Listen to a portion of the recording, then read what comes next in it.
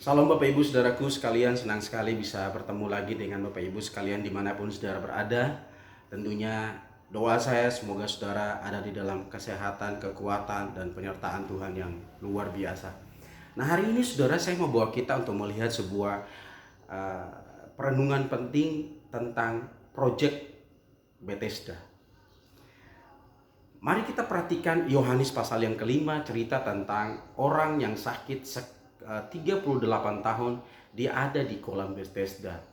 Dalam cerita itu dikatakan bahwa setiap orang yang sakit, begitu banyak orang yang ada di pinggir kolam itu sedang menunggu kapan kolam itu digoncangkan oleh malaikat Tuhan, lalu mereka masuk ke dalam kolam itu dan mereka sembuh.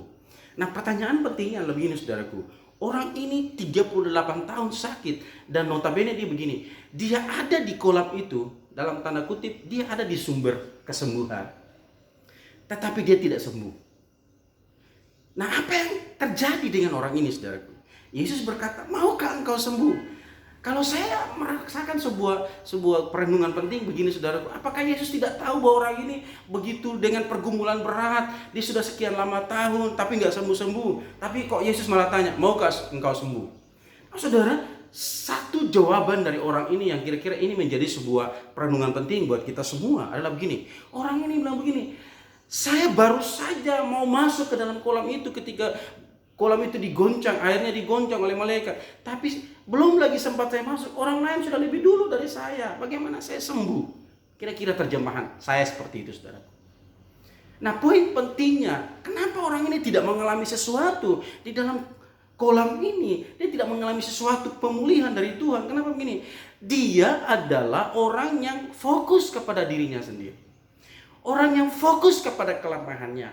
Sehingga dia merasa bahwa bagaimana bisa, memang keadaan saya sudah begini, saya tidak bisa melakukan apa-apa, saya baru mau berangkat ke sana, orang lain sudah lebih dahulu dari saya. Saudara, ketika kita terjebak dengan fokus kita kepada diri kita sendiri, kita tidak akan pernah mengalami sesuatu dari Tuhan. Poin yang kedua, paradigma orang ini perlu diubah. Kenapa saudaraku? Karena cara berpikirnya dia fokus kepada dirinya sendiri, fokus kepada kelemahannya. Dia tidak fokus kepada apa yang Tuhan mau lakukan buat hidupnya supaya dia mengalami pemulihan. Banyak orang hari ini saudaraku, ketika kita terjebak dengan cara berpikir kita yang salah, kita tidak bisa bikin apa-apa. Kenapa? Karena cara berpikir kita yang salah itu akan mempengaruhi tindakan kita. Nah, ini yang saya ingin share buat kita saudaraku. Proyek besar yang terjadi di kolam Bethesda ini adalah begini saudara. Tuhan mau kita lakukan sesuatu. Hari ini dalam kondisi seperti ini, Tuhan mau kita lakukan sesuatu. Jangan pernah mengasihani dirimu. Jangan pernah melihat kelemahan yang terjadi, tapi coba lihat apa yang Tuhan mau buat kita. Peluang apa yang perlu kita lakukan untuk kita keluar dari keadaan kita.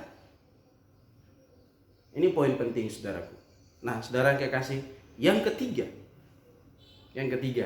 lakukan sesuatu. Lakukan sesuatu.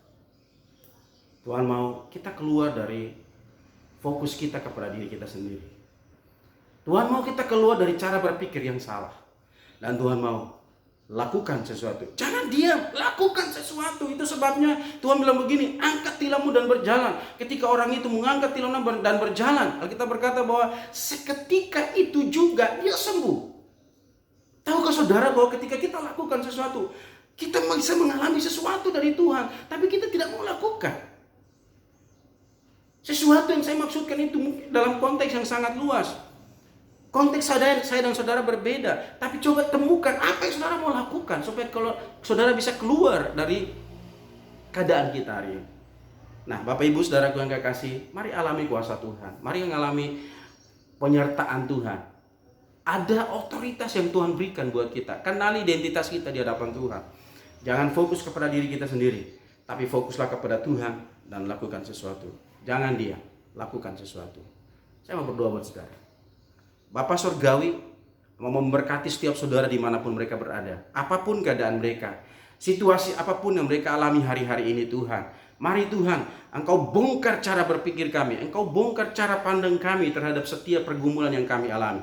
Dan kami mau lakukan sesuatu bersama-sama dengan Tuhan. Terima kasih Bapa. Di dalam nama Tuhan Yesus, berkat-Mu mengalir dalam setiap kehidupan umat-Mu. Haleluya. Amin.